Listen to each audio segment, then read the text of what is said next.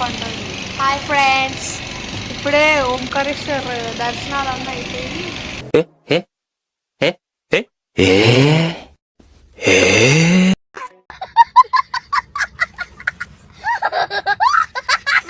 మా రూమ్కి పోయి కొంచెం ఫ్రెష్ అయిపోయి మళ్ళీ బయటకు వచ్చి రోడ్డు మీద పడ్డాం అనమాట. టెంపుల్స్ చుట్టుకోవడానికి చుట్టుపక్కల ఉన్న నా ముక్కులో పెట్టి ఇంకా చుట్టుపక్కల ఉన్న చిన్న చిన్న టెంపుల్స్ చూడడానికి మళ్ళీ తిరగడానికి వచ్చాం అనమాట. నాకేమో కాలు నొస్తుంది, మా అక్కకేమో ఓవర్ యాక్షన్ ఎక్కువ చేస్తుంది ఈ మధ్య. అది కొంట ఇది కొంట అని చెప్పి 10 షాపులు తిరిగింది, ఒక్క వస్తువు కొనలే.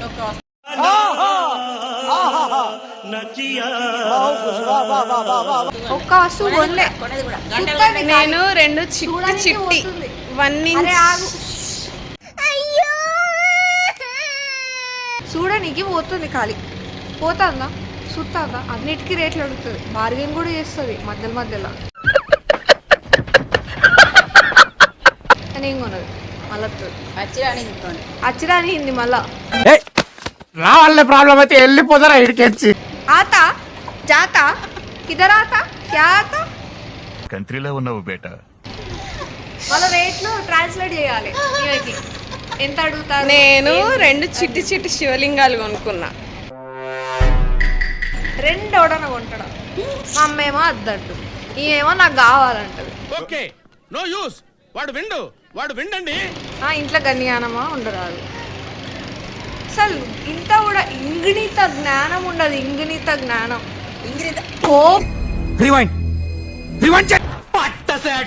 హోప్ఫుల్లెస్ పీపుల్ ఐసే. హోప్ఫుల్లెస్ పీపుల్. ఓకే గైస్, మేము బోటింగ్కి వెళ్తున్నాం. బోటింగ్ మళ్ళీ అదో తలకాయ రొప్పి. ఆడ టైం అవుతాం 5కి బోటింగ్. ఆయన కూడా తిరుగుతుంది. బోటింగ్కి వెళ్తున్నాం గైస్. Okay bye. ఈ యోగి టెంపుల్కి పోయి అసలైతే లిస్ట్లో ఒక 17 టెంపుల్స్ ఉన్నాయి గైస్. 2 మేము తిరిగింది, అది కూడా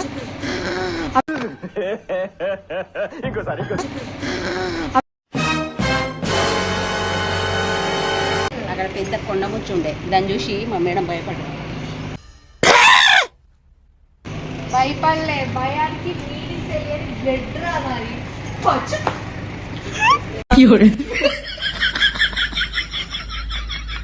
భయానికి మీనింగే తెలియని బ్లడ్ రా నాది.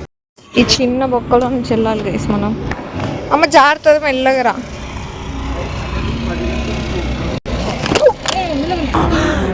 అమ్మ జర్రు ఉంటే చచ్చిపోతుంటరా. అయిపోయి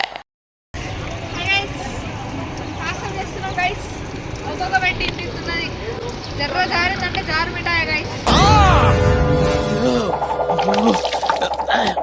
జర్రో జారిందంటే జారు మిఠాయి గైస్.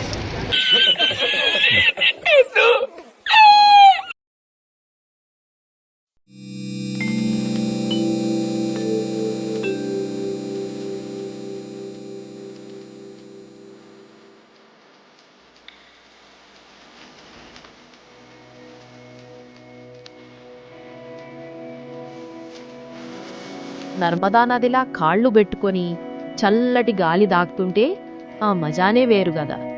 ఓంకారేశ్వర్ మమలేశ్వర్ మధ్యలో ఆ నది పారే విధానం, ఆ పరమశివుడి ఆశీస్సులు ఎప్పుడూ ఉన్నట్టే అనిపిస్తుంది. అక్కడ కూర్చుంటే మనసుకెంత ప్రశాంతంగా ఉంటుందో.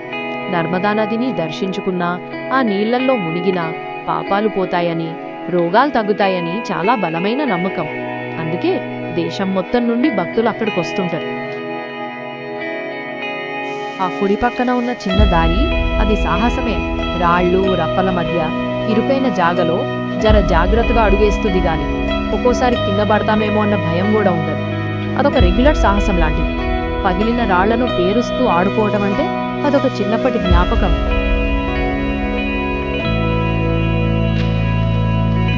యాక్చువల్లీ ఈ బ్రిడ్జ్ మీద నుంచి దిగాలి. So much special, adventurous, action, thriller.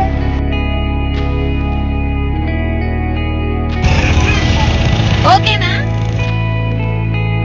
Narmada నది గురించి చాలా కథలున్నాయి. ఒకటేమో ఆమె శివుడి చెమట బిందువు నుండి పుట్టిందని, అందుకే ఆమెకు పాపాలను కడిగేసే శక్తి ఉందని అంటారు. Finally born, guys. Ano?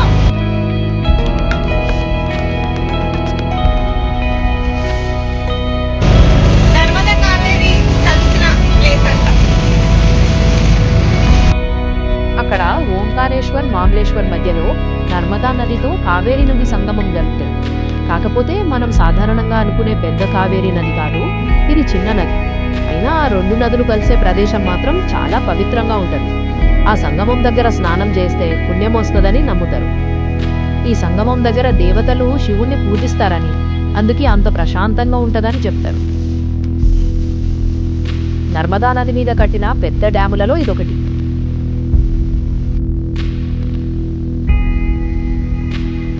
1965లోనే దీనికి పునాదేసింది. కానీ రకరకాల కారణాల వల్ల పని ఆలస్యమైంది. మొత్తానికి 2007లో డ్యాం పూర్తయి విద్యుత్ ఉత్పత్తి మొదలైంది. ఈ డ్యాం వల్ల చాలా పొలాలకు నీళ్లు, మనకు కరెంట్ వస్తుంది. నర్మదా నదిలా బోటింగ్ చేస్తే ఆ మజానే వేరు తెలుసా. ఆ నీళ్లు ప్రశాంతంగా పారుతుంటే, బోటు నిమ్మలంగా సాగుతుంటే, గుడి గోపురాలు, పక్కనున్న కొండలు చూస్తుంటే మనసుకి ఎంత కుదుటపడ్డట్టు అనిపిస్తుందో. ఆ గాలికి నీటి తుంపర్లు ముఖానికి తగులుతుంటే ఏదో కొత్తలోకి వెళ్ళినట్టే ఉంటుంది. సాయంత్రం పూట అయితే సూర్యాస్తమయం చూడడం ఇంకో అనుభవం. నర్మదా కావేరి రెండు కలిసిన ప్లేస్ అన్నమాట. అరే నైట్ 12:49కి మంచిర్యాలలో ట్రైన్ దొరుకుతుంది. Train number 12655. అది ఎక్కి భోపాల్ పోవాలి. ఒకవేళ ఓంకారేశ్వర్ ఫస్ట్ పోవాలనుకుంటే భోపాల్లో దిగకుండా ఇటార్సీలోనే దిగి అక్కడ నుంచి ట్రైన్లో ఖండ్వాకి పోవాలి. ఖండ్వాలో దిగంగానే చాలా మంది ఆటో వాళ్ళు మోసం చేయాలని చూస్తారు. వాళ్ళని అస్సలు నమ్మద్దు. డైరెక్ట్ కొత్త బస్ స్టాప్కు పోయి అక్కడ బస్ ఎక్కితే ఓంకారేశ్వర్ డైరెక్ట్ పోవచ్చు. ఆటోకి అయితే 1500 దాకా పడుతుంది, బస్సులో అయితే తక్కువ అవుతుంది. ఇక ఓంకారేశ్వర్లో దిగి అవ్వానే హోటల్లో చెక్కిన్ అయ్యి తెల్లారి మంచిగా నర్మదా నదిలా లేదా కోటి తీర్థంలో స్నానం చేసి దర్శనాలన్నీ చేసుకున్నాక బోటింగ్, చుట్టుపక్కల టెంపుల్స్ అన్ని తిరిగేసి నైట్ లేదా తెల్లారి పొద్దున్న ఉజ్జయిన్కి బస్ దొరుకుతుంది. ఇక్కడ వాటర్ పట్టుకున్నాం.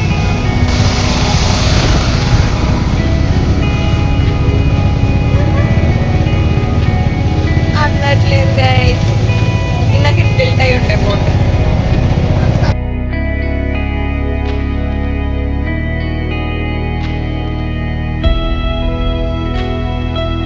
ఒక పురాణ గాథ ప్రకారం అయితే యక్షరాజు కుబేరుడు ఈ నర్మదా కావేరీ సంగమం దగ్గర తపస్సు చేసిండు. ఆ నీళ్లలో మునిగి పరమశివుణ్ణి పూజించడం వల్లే ఆయనకు యక్షులకు రాజయ్యేంత శక్తి వచ్చిందట. అందుకే ఈ సంగమం దగ్గర స్నానం చేస్తే కోరిన కోరికలు తీరుతాయని జనం నమ్ముతారు.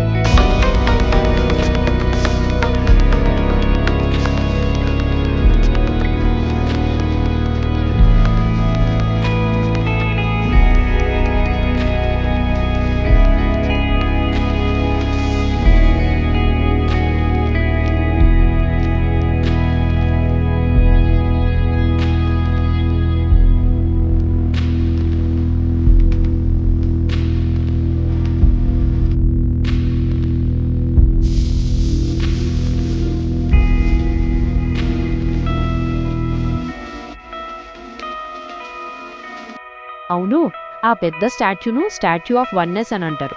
ఇది ఆదిశంకరాచార్యులది తెలుసా. ఆయన చిన్నప్పుడే సన్యాసం తీసుకున్నాడు. కేరళ నుండి నడుచుకుంటూ ఓంకారేశ్వర్ వచ్చిండు. ఇక్కడనే ఆయనకు గురువు దొరికిండు. ఆయన దగ్గరనే 4 ఏళ్ళు నేర్చుకున్నాడు. ఆ తర్వాతే అద్వైత సిద్ధాంతాన్ని ప్రచారం చేసిండు. అబ్బబ్బా, ఆ బ్రిడ్జి మీదకెళ్ళి చూస్తే అసలు ఎంత ముచ్చటైన దృశ్యం కనిపిస్తుందో. నర్మదా నది తన దారిలో పాయలుగా పారుతుంటే ఆ పచ్చటి కొండలు ఇరుపక్కల కావలిగా నిల్చున్నట్టుంటది. ఆకాశం నీలంగా ఉండి తెల్లటి మేఘాలు తేలుతుంటే ఆ ప్రతిబింబం నదిలో చూడడం నిజంగా మనం చేసుకున్న పుణ్యమే. చాలా క్లియర్ వాటర్. బోటు మీద పోతుంటే నీళ్లు ఎంత క్లియర్గా ఉంటాయంటే లోపలున్న రాళ్ళు అన్నీ కనిపిస్తాయి. ఆ నీళ్లలో మలినాలు తక్కువ, అందుకే లోపలున్న రాళ్ళు, ఇసుక అన్నీ అద్దంలా కనిపిస్తాయి. ఆ స్వచ్ఛమైన నీళ్ళని చూస్తుంటే మనసుకెంతో ప్రశాంతంగా, ఏదో తెలియని ఆనందం కలుగుతుంది.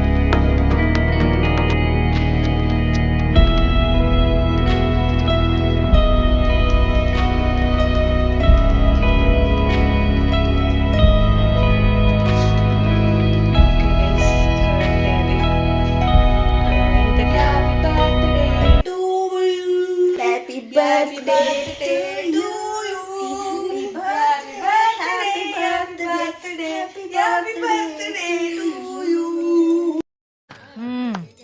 సరిపోయారు ఇద్దరును. సాగుతుంది మీకు అలాగా.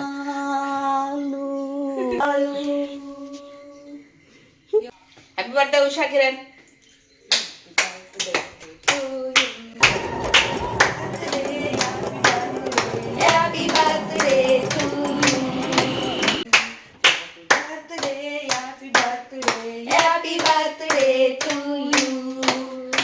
ఏంటి మమ్మీ ఎవడీడు? సో గైస్, ఇంతటితో ఓంకారేశ్వర్ మామలేశ్వర్ దర్శనం ఫినిష్ అయిపోయి now we are heading to Ujjain.